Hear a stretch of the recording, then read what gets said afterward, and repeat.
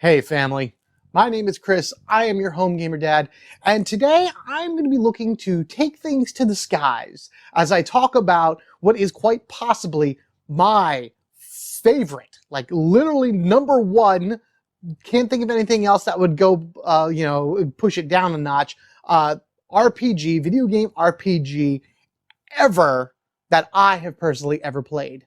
And that's some high remarks for this thing.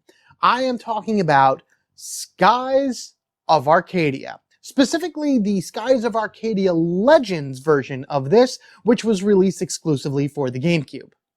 I mentioned that because this game was released for the Dreamcast as Skies of Arcadia, and then of course in Japan it was actually known as Eternal Arcadia. So no matter which one of the three you've played, Eternal, Skies Legend, never played this game at all, and maybe you've only seen a little about it, or possibly you've only seen the characters pop up in various other things.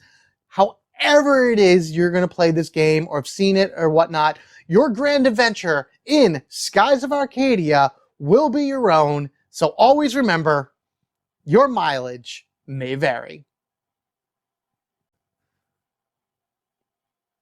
I've played a lot of RPGs in my time. I'm pretty much a solo video game player, have always been that way, but it's okay. It's not really solo playing when your friends are also playing the same thing and you're kind of comparing notes and going back and forth to different things. I mean, I've played all of the Final Fantasies, and I'm even talking about like a lot of the spin-offs. I'm a huge fan of the Disgaea series. I've put hundreds and hundreds of hours into most of those games. Oh yeah, and then I just look at over here. I was digging around and I happened to find this grand trilogy of games here, the Shadow Hearts series. This is like horror RPG. Well, the first one is, after that, not really so much, but these are fantastic games too. I'd probably say Legend of Dragoon would be the close second to that, but that's going to be something in its own right later. There's just something about Skies of Arcadia that just always pulls me back in. No matter how many times I've played it and beaten it, every time I turn it on, I just get the same feelings. I get the same enjoyment. I get the same feeling of like, oh my God, this is going to be so good that I can't wait to get into it. I can't wait to see this. My heart starts pumping and everything. It's like I'm in love with the game. It's kind of weird like that. So with that, I have 5 points here to explain why this game is so high on my list, why I love it so much, and what it exactly means to me. I want to hear about your opinions of this game down in the comments below. Not every game is for everybody, so if you don't like it, I want to know why out of curiosity. But, if you have any experiences for your own that you've had with this game, again, no matter where you've played it, I want to hear it. That would be awesome. And again, more love for this series, the better, because it really needs it. It really, really does. Anyway, let's get started. Number one, and these are in no particular order, just kind of how I want to list them here, the battle mechanics. All of the systems within the game are so amazing, I can't get enough of them. So when I do these Your Mileage May Vary videos, I've come to realize that I don't really talk much about the core mechanics of the games that are, highlighted in these videos. Most of the things I've talked about so far have been pretty popular, so you kind of get an idea or if you already know about it. But for those that don't know, specifically like Skies of Arcadia, the battle system of this game is a turn-based RPG. However, instead of being standard like you would figure in like a Final Fantasy where one of your characters go, then an enemy goes, and your character goes, and maybe there's some speed involved, you input all of the commands for all of your characters in the beginning of the battle, and then once you finish that, you just let them go. The game then takes into account speeds of the characters, various special moves that they do to give them priority and everything, and they just kind of go, and they run around the fields, and they attack, based on how you have them set. If you're familiar with Golden Sun, it's a very similar mechanic in that you just input all of the commands first and then let the characters go and do their thing.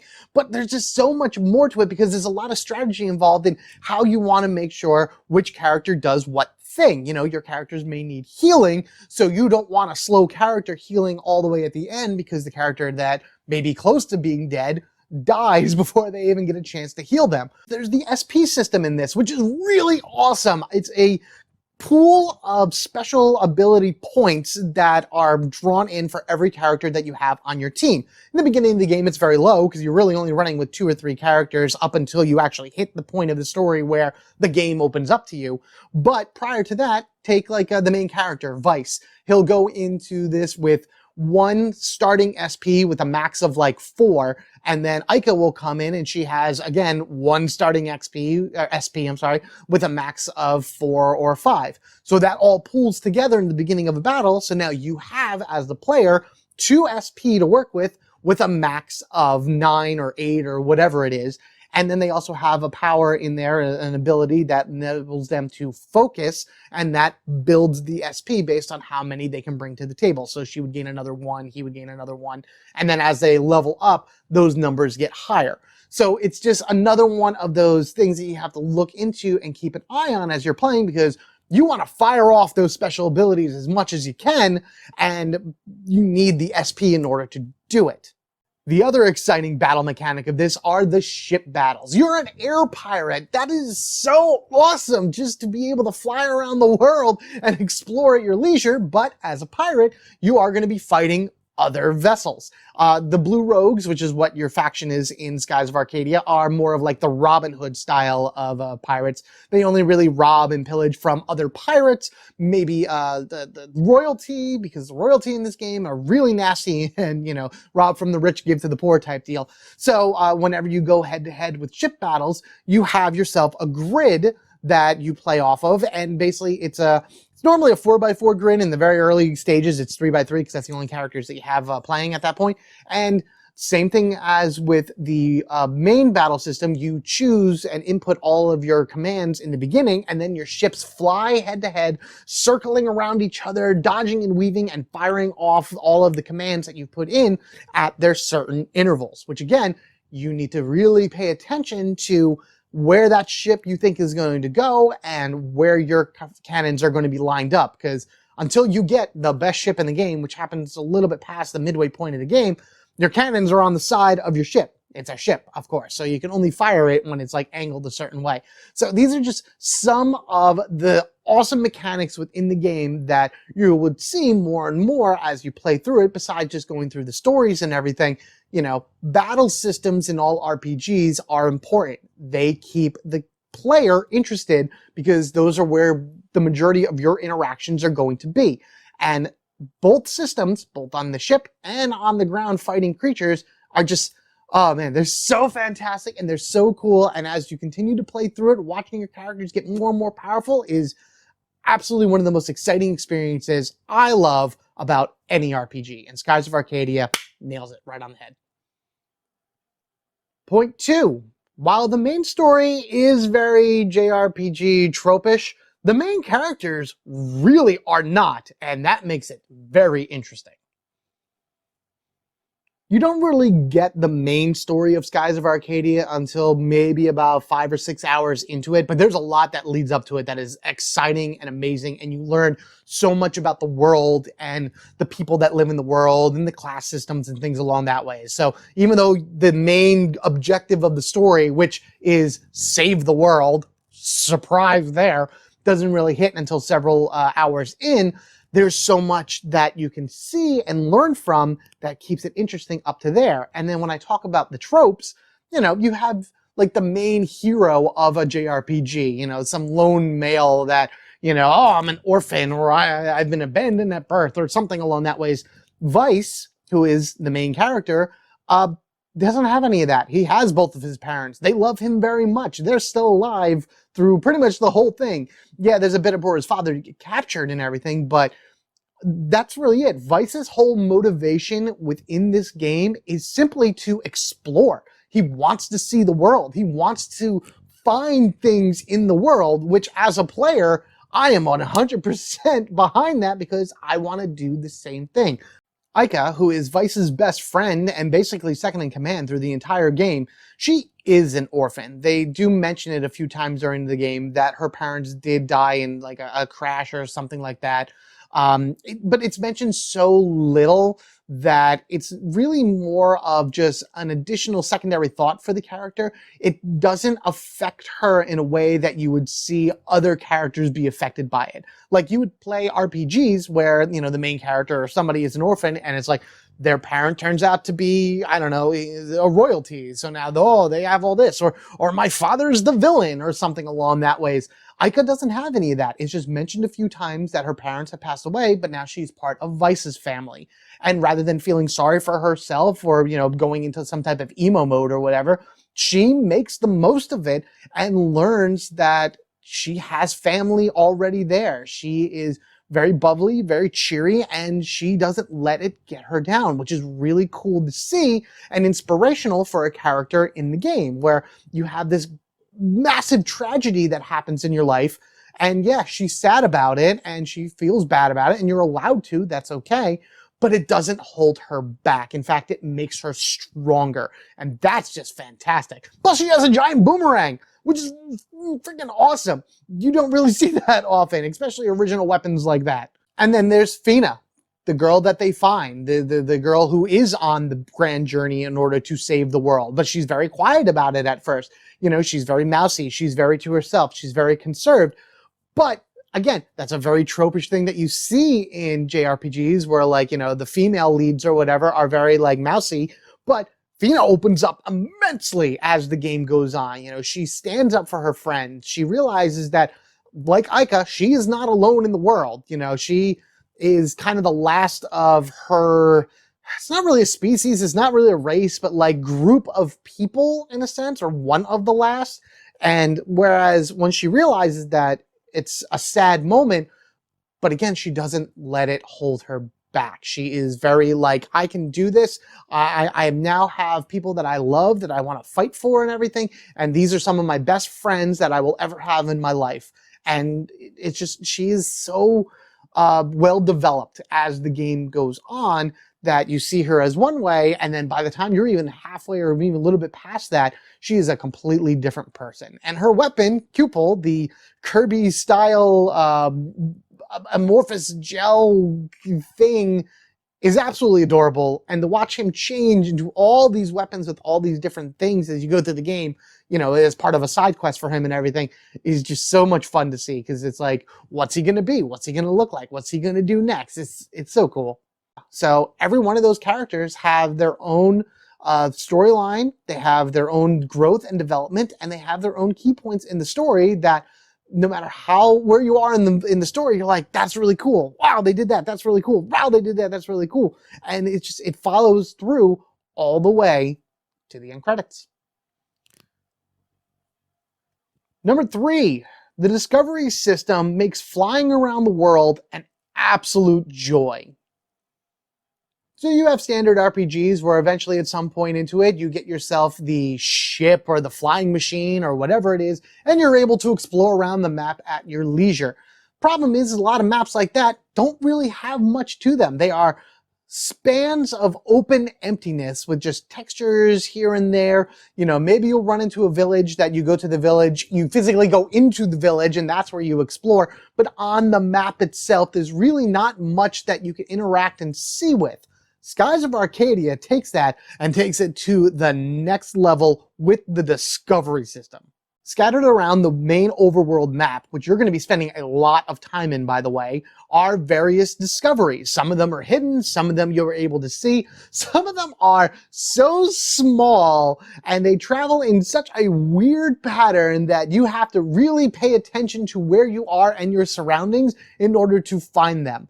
But what these discoveries do is that they add a depth to the world of Arcadia that you wouldn't be able to get otherwise. There's actually an entire series of various discoveries within the game itself that relates to a dungeon that you're in. And if you didn't get any of these discoveries, the dungeon would be very weird and okay, so we do all these weird mechanics in this dungeon, but it doesn't really make sense. Why does this work this way? You learn about it based on all of the discoveries you possibly find throughout the course of the game. And if this is your first time playing the game, finding the discoveries and learning about this really feels rewarding. These discoveries that you find, besides just adding to the lore of the world, can be sold for gold, so that's always a plus. And then, of course, in the Legends versions for GameCube, if you happen to find them all, which you need to find them all, then it unlocks, the secrets at the end. It's also a race to find these discoveries. You can go to the guild shops in order to get some information about it, but then you're also trying to race against this other pirate, Domingo, who is doing nothing but finding discoveries. And it's more of an intervals thing, like if you hit a certain point in the story, then Domingo will have found X, Y, and Z, but if you found him before him, then it wouldn't matter. Plus, there's a point where Domingo joins you in a sense, so you don't have to worry about it there. But just being in a new region, being in a new area of the world, and then flying around and trying to find these various discoveries is such an exciting thing, because you're just like, hey, what could be over there? That rock looks out of place. Let me fly over there. And then you do that, and then there's something there. And it's like, whoa, that's so cool.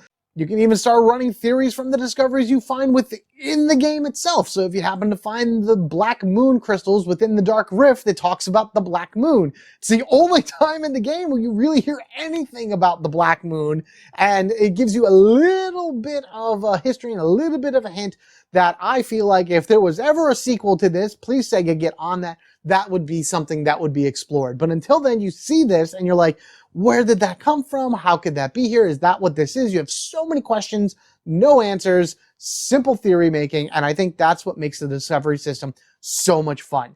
Being able to find all these little things that pop up throughout the course of the game, and then you being able to understand and build the world of Arcadia without it actually interfering with the main storyline. Fantastic. Love it, love it, love it, love it. Number 4, Legends does what a port should do. Keep the original game, but add enough to make it stand out. I did not play the original Skies of Arcadia on the Dreamcast, so I had nothing to compare it to. I heard that from various reviews that I've seen for Legends that there was kind of a graphical downgrade for this. Unfortunately, between, the power of the Dreamcast compared to the power of the GameCube, which, by the way, I think the GameCube is a very powerful system. It just was not really utilized as well as it should have been. When I play a game, graphics are more secondary for me. I'm all about gameplay, and I'm all about, how I feel and how I engage and immerse myself within the game. And what Legends does, Skies of Arcadia Legends, it takes everything from the original game, minus some things that you need the VMU for. So, like, there was the virtual memory unit within the Dreamcast. That obviously is not in the GameCube, so that entire side quest, Pinta side quest or whatever, has been removed from the game, even though the items that you would need for it are still in the game, but they can just be sold for gold. Perfectly fine. No problem. Legends adds the Moonfish side quest to it. So you're collecting these rainbow-colored invisible creatures that after you collect so many, you go to a ship, you trade them in, and you get items for each one, but then you get a complete background story and finally some explanation about the character Ramirez, which is another main villain in the game, and why he is the way he is throughout the game. So it's nice to have that story so you know where that character came from and how he became who he is. In addition, that Moonfish quest also opens up fighting Piastol, the Angel of Death, which is a super boss that you fight throughout the course of the game at different intervals, and she also adds to that story and explains some background on the characters and like little things like how Vice got a scar on his cheek. Like, where did that come from? Well, now we know because of her little side quest thing you do through the Moonfish. And plus, fighting her as a boss is always fun. She is a great time to fight, and you get some good stuff from her too. Speaking of fighting, the wanted list battles are all in Legend. I think it's like 8 or 9 bosses that unlock throughout the course of the game that you have to go back to previous areas and find. You fight them, you gain some awesome items after beating them, and then you trade in their bounties for gold. They doubled the amount of discoveries in Legend, so there's even more in the main world to find as you go through. And then also at the very end of the game, there are multiple secrets that you unlock, including a hidden discovery, which is not on the main list, some extra weapons for your characters, and then a super boss from a character that you meet several times throughout the game that just kind of disappears. You wonder where this character ends up, and then if you do all that stuff, beat the main game, get all the discoveries, get all the Moonfish, do everything in that, you're then able to fight this super boss, who is really hard, by the way, and then just beating him and gaining the bragging rights of saying that you've beaten this character, even though there's nothing else stronger in the game, and at that point you're probably as powerful as you're going to be and whatever, you still beat that person, and that, my friends, is a great, like, bookmark, an exclamation point to the game. Be like, I did it, I did it, I did it. Awesome. It's great. So yes, all that stuff added to the end of Legends makes it well worth the time to do, because it's just more to do in the game and more you get from the game as you play it. Number 5, and even though I'm kind of promoting my other YouTube channel, this is really a big thing for me. Skies of Arcadia Legends is my magnum opus on my Metal Blade 427 Let's Play YouTube channel. All the footage you've been seeing during the course of this video has been from that Let's Play. It is like 80 episodes long, but I went full into it. I got all 100% completed of everything. I voiced all the characters. They may pretty much still sound the same, but I still went through and read them all. I made sure to hit every story point I could in order to be able to give as much out of the game as possible. I played that game for probably a year and a half on that channel to get it from point A, from the moment it began, to point B, finishing fighting that super boss at the very end. And quite frankly, I love it. I love everything about that Let's Play that I did, because everything seemed to just, even when things didn't go my way, it still was an exciting time for me as I played it. And, you know, back then when I was doing the Let's Play channel, you know, it was a little bit different. You know, YouTube was very different at the time and whatnot.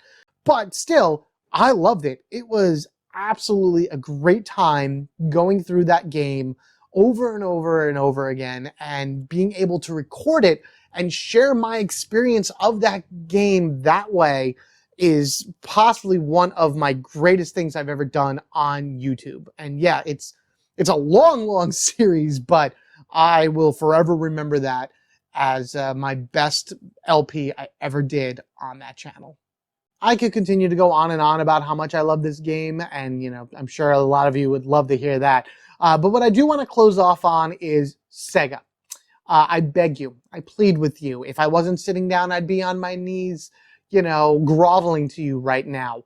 Please, please, please, please, please, please make Skies of Arcadia Legends, or even the original Skies of Arcadia, whatever you want to do, available for purchase, available for download on the Switch. You could even make it a physical release copy for all I care. This game needs to come back into mainstream media so other people can enjoy it, so other people can play it, and so other people can experience it for the first time ever and just know how awesome of a game it is. Alright, so that's it from me.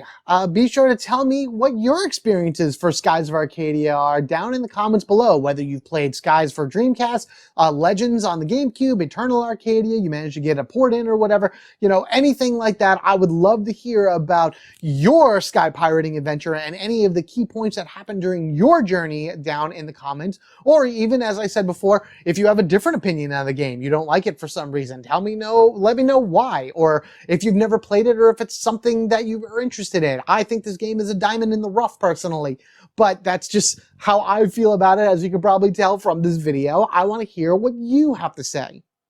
Thank you so much for watching this video. I hope you guys enjoyed it. If you wish to go ahead and watch my Let's Play of Skies of Arcadia, head on over to Metal Blade 427 to check that out. Yes, it is 80 episodes long. Yes, a lot of those episodes are 30 minutes or more, so it's kind of a commitment to bounce through. But if you've never played the game at all, it's a great way to kind of jump into it and see kind of what it's about. And if you're really interested in it, you know, finish going through that, pick it up for yourself, and have your own Sky Pirate adventure. Before you head on over to Metal Blade 427, be sure to subscribe right here to the Home Gamer Dad so you don't miss any more Your Mileage May Vary videos or any other fun things that I put out in the future. Again, let me know all your thoughts and whatnot down in the comments below. You guys are amazing. I love you all so much. I hope you enjoyed this. As always, remember, take care of yourselves and each other. We are family forever, gaming together. single-player RPGs do not have to be a solo experience because you can play it with somebody else and really, really start comparing notes and talking about things and theorizing and making it a group experience rather than a single mindset of just yourself sitting there. That's what I did growing up. That's what I encourage you guys to do as well. So until next one, you guys have a good one, and I will see you later. Take care, everyone.